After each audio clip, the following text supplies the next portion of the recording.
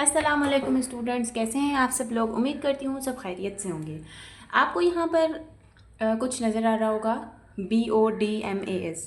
काफ़ी सारे बच्चों को पता भी होगा। अब जिनको नहीं पता तो फिर चलिए स्टार्ट करते हैं। सबसे पहले टॉपिक स्टार्ट करने से पहले हम ये देखते हैं कि इसकी एब्रीविएशन यानी इसकी फुल फॉर्म इसका क्या है। तो B for bracket of D division, multiplication,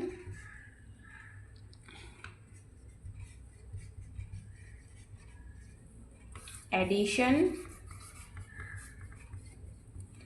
और S से आता है सब्ट्रैक्शन।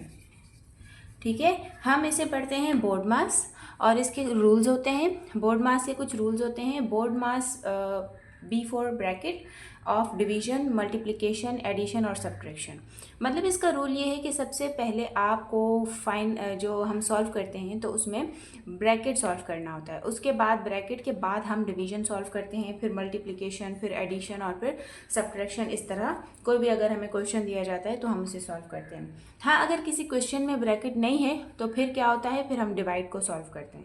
अगर उस क्वेश्चन में डिवीजन भी नहीं है तो फिर हम मल्टीप्लाई करेंगे, फिर हम एडिशन नहीं करेंगे, फिर हम मल्टीप्लाई। लेकिन अगर एक ऐसा क्वेश्चन है जिसमें सिर्फ डिवाइड और सब्ट्रैक्शन है और कुछ भी नहीं है तो फिर हम देखेंगे कि इसमें तरतीब वाइज क्या आ रहा है। तो तरतीब वाइज पहले डिवीजन आ रहा है तो फिर डिवीजन करेंगे, उसके बाद एडिशन या सब्ट्रैक्शन जो भी होगा वो करेंगे।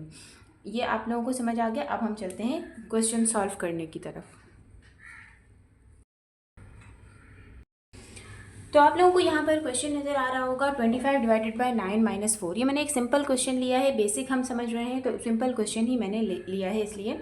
अब इसमें हम देखेंगे बोर्ड मास के रूल को। इसका रूल ये है कि हम सबसे पहले ब्रैकेट सॉल्व करते हैं। तो ब्रैकेट हमारे पास क्या है, 9 - 4। अब ब्रैकेट सॉल्व करेंगे, ब्रैकेट का मतलब है 9 - 4, मतलब बड़ी वैल्यू में से जब हमने छोटी वैल्यू माइनस की, 9 में से 4 माइनस की तो 5 बच गए।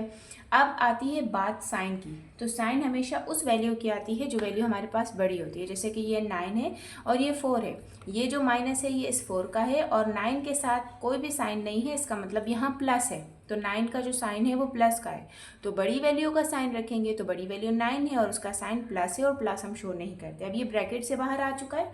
अब हम आते हैं 25 डिवाइडेड बाय 5 की तरफ। हमें सिर्फ दो ही चीज़ें दी गई थी, एक ब्रैकेट दिया गया था, ब्रैकेट के अंदर सब्ट्रैक्शन था और डिवीजन था। 25 डिवाइडेड बाय 9 - 4। अब हम इसे डिवाइड करते हैं 25 को 5 से। 5 5 ज़ा 25, यानी 5 का टेबल जब हमने 5 तक पढ़ा तो हमें आंसर मिला है 25। तो इसका जो आंसर आया है वो है 5। उम्मीद करती हूँ आपको ये क्वेश्चन समझ आया होगा। चलते हैं एक और क्वेश्चन की तरफ। इससे पहले जो हमने क्वेश्चन लिया था उसमें ब्रैकेट था और जस्ट डिवीजन था, लेकिन अब ये वाला जो क्वेश्चन है इसमें ना ब्रैकेट है, ना डिवीजन है, ना सब्ट्रैक्शन है, कुछ भी नहीं है। सिंपल हमें 18 दिया है प्लस 4 मल्टीप्लाई बाय 2 दिया गया है।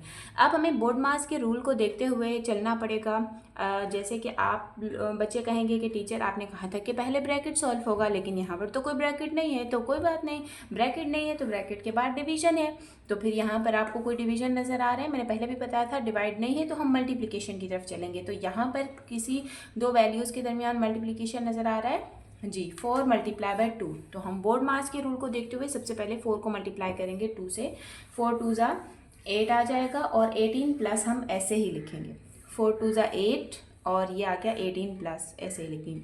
अब आप बोर्ड मास के रूल को देखें तो उसमें मल्टीप्लिकेशन के बाद एडिशन है, लेकिन वैसे भी हमारे पास अब आखिरी एक ही सम बच रहा है जो कि है प्लस का। तो हम इसे प्लस कर लेते हैं। अब आपने 18 में 8 प्लस कर लेना है तो ये है 26। ये हमारा फाइनल आंसर है। उम्मीद करती हूँ आपको मेरा ये बोर्ड मास के क्वेश्चन समझ आए होंगे। मिलते हैं नेक्स्ट वीडियो में किसी आसान से टॉपिक के साथ, उसको और आसान बनाने के लिए। तो जुड़े रहिए मेरे साथ। Thank you so much. अल्लाह हाफिज़।